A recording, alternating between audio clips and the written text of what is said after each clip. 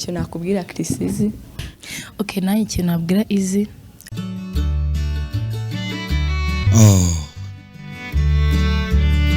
ntituzongera kumubona ukundi. N'umubyeyi twakundaga, yari umubyeyi ukuze, yari umubyeyi ufite abana nabo bafite abana, yari umubyeyi twigiraho byinshi, ariko yamaze kutuvamo. Uyu ni umubyeyi wabyaye umubyeyi abyara umwana Chrisizi. Ni umubyeyi wabyaye umwana, uyu mubyeyi abyara icyamamare. Ni umubyeyi wabyaye umwana, nawe aza kubyara umwana twese turamumenya. Ni umubyeyi twarize amarira menshi ku itariki ya 13 ukwezi kwa gatandatu. Ejo bundi turabyibuka nk'ibyabaye ejo. Twarize amarira menshi mama Chrisizi yatuvuyemo. Twese turabyibuka, nta gihe cyari cyashira n'ejo bundi twari tubabaye, twari dukomeretse umutima, twari dushengutse umutima. Ariko nta buzima bubaho nk'ubw'umwana n'umubyeyi we. Iyo sheni irimo aho hantu hagati aba ari isheni ikomeye cyane, ni umurunga utabasha guca. Niyo mpamvu kubura umwana ku mubyeyi ni igikomere gikomeye cyane, ni igikomere gishengura umubyeyi, ni igikomere gishobora gushengura umwana iyo umwana yabuze umubyeyi we. Twavugaga ku nkuru y'akababaro ya mama wa Chrisizi uherutse kutuvamo, turarira turihanagura. Burya ngo turira ntabwo twariraga kurusha umubyeyi we, mama we umubyara mu nda.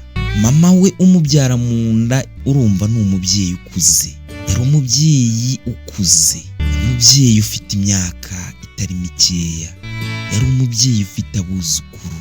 Nawe wibaze kugira umwuzukuru nka Chrisizi ku myaka ye. Yari umubyeyi ukuze w'icyitegererezo. Ariko nyuma yo kubura umwana we, nawe wibaze kuva ku itariki ya 13 z'ukwa gatandatu umwaka wa 2025 akimara kumva inkuru y'uko umwana we yitabye Imana, byamubereye ikibazo, ashenguka umutima, arababara, agira agahinda gakabije. Byamukurijemo ko nawe ahita atangira kuremba, ananirwa kwiyakira kubera kubura umwana we.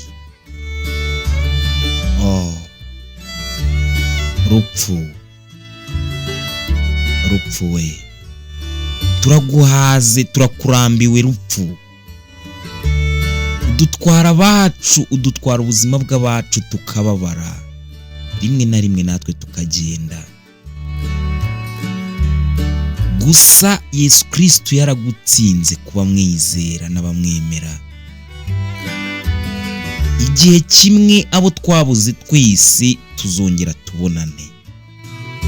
Igihe kimwe tuzasekana na mama wa Chrisizi, tuzasekana na nyirakuru wa Chrisizi, tuzasekana n'abandi bacu beza benshi twabuze. Rupfu waratsinzwe.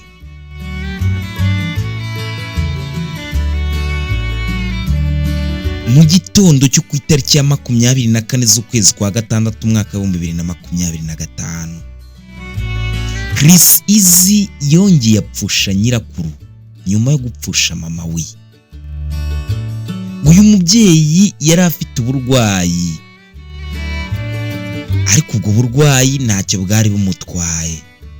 Bivugwa ko akimara kumva urupfu rw'umwana we, ari we mama wa Chrisizi nyine, yashingutse umutima. Uyu mubyeyi ahita ajya muri koma,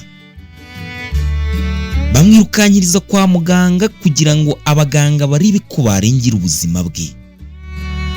Baramuvuye kuva ku itariki ya 13, ariko bigeze ku itariki ya 24 z'ukwezi kwa gatandatu nyine umutima urahagarara, nawe atuvamo. Turababaye, dushengutse umutima. Gusa nta kundi ni ukwihangana. Tukwibutsa amateka amwe mama wa Chrisizi yari adufitiye.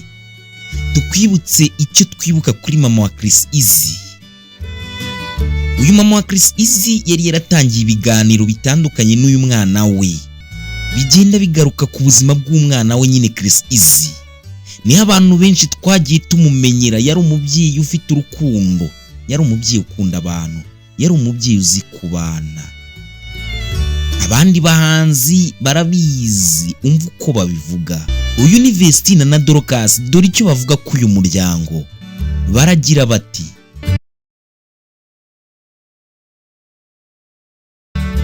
mu gitondo cyo ku itariki ya 24 z'ukwa gatandatu mwaka wa 2025, Chris Easy yagiye muri story ya Instagram ye, arangije yandika amagambo yadushenguye umutima. Ni mw'icyo gitondo nyine yaragize ati: ijuru ribonye inseko nziza kubera urupfu rw'umubyeyi wanjye nari nsigaranye.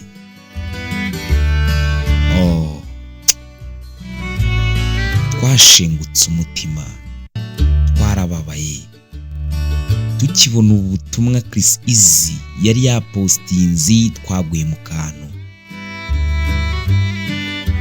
Hari mw'icyo cyumweru nyine Chris Easy yari yatangaje amagambo ayanyujije mu ndirimbo ye, indirimbo yise indirimbo y'ubuzima bwe, aho yavuze amagambo akomeye cyane mw'iyo ndirimbo.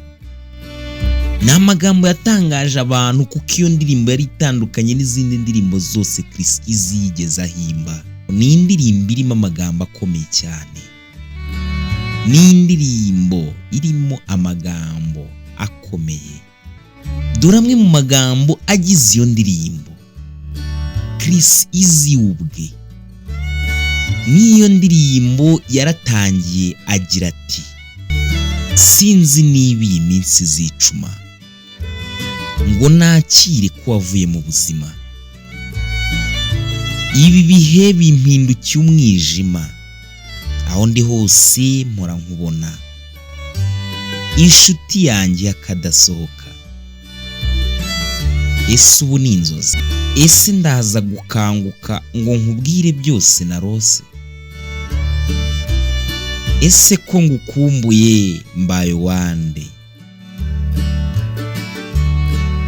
Nawe tekereza kwayo magambo Chris Easy yaririmbye. Icyo ni igitero cya mbere.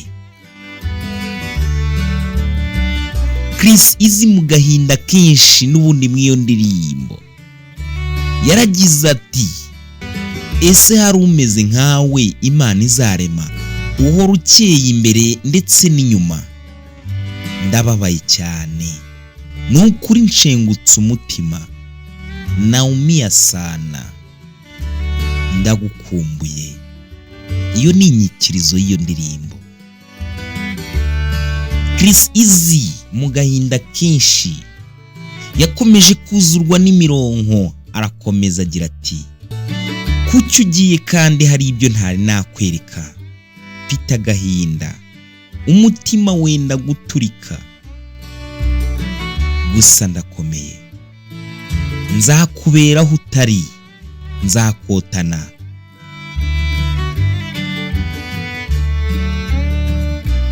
Wakumpa nibura isegonda rimwe, naza nkaguhobera. Ngubwo ubutumwa Chris Easy yanyujije mu ndirimbo. Ni indirimbo yasohotse ku munsi w'ejo, ni indirimbo yafashije abantu benshi. Chris Easy arimo yibuka umubyeyi we, mama we umubyara. Mu gihe amwibuka n'ubundi abuze undi mubyeyi. Mana mwongerera imbaraga, mugwiriza imbaraga, mwe kwiyakira kandi agira abantu bamuhumuriza, abantu bamufata mu mugongo, kuko Chris Easy tumukunda turi benshi. Gusa Nyagasani tabara umwana wawe. Ni inkuru umuntu umwe atabasha kwitondera, ni inkuru utabasha kwihanganira, ni inkuru utavuga ngo urakomeye, kuko buriya n'umuntu ukomeye rimwe na rimwe acika intege. Nyagasani tabara umwana wawe. Ese urupfu ni iki? Umwe mu bahanga yarabajijwe abazwa ikibazo gikomeye cyane, sinzi nawe nimba wabasha kugisobanura. Baramwegiriye baramubaza ati tubwire igisobanuro cy'ubuzima bwa muntu. Ese umuntu ni iki? Umuntu ni iki? Igisobanuro cy'ubuzima ni ikihe? Bategereje ko abaha igisubizo, barategereza ariko nawe akomeza kubitekerezaho, kuko kubona igisubizo cy'icyo kibazo nabyo ubwabyo byari ikibazo. Mbese yabajijwe ikibazo kirimo ibibazo, ariko mu buhanga bwinshi dore igisubizo yabahaye. Yabasubije mu magambo make agira ati uduha ubuzima niwe wenyine uzi icyo ubuzima busobanura. Ngaya magambo yabasubije. Ese wowe ubona igisobanuro cy'ubuzima ari ikihe? Uduha ubuzima niwe wenyine uzi igisobanuro cyabwo. Twebwe ntabwo igisobanuro cy'ubuzima twakibona. Nahanjye nahawe. Tegura ubuzima bwawe. Ese uramutse ugiye waba usize iki musozi? Waba usigiye iki abazasigara? Wagenda gusa gutyo? Ibaze nanjye nibaze. Nta muntu wavukiye kubona imibabaro gusa, kubona abe bagenda. Ibyo turabisangiye, ntawe udahura n'ibyo, ariko dusabwa kwihangana, dusabwa gukora cyane kugira ngo nibura tuzasiga inkuru nziza imusozi. Nimba udukurikiye kuri Smart Maker TV show ukaba utari wakora subscribe kwino shene, nukuri ndagusabye nkwinginze wayikora, tukubaka umuryango mugari tugafashanya. Buriya kubaho ni ukubana. Ukurikirana Smart Maker TV show ukaba wumva zimwe muri porogaramu tukugezaho zigufasha, wazisangiza abandi, ugafungura inzogera kugira ngo nidukora ikiganiro kijye kikugereraho ku gihe, utazajya ucikanwa n'ibiganiro tukugezaho umunsi ku munsi. Wari kumwe nanjye Smart Maker.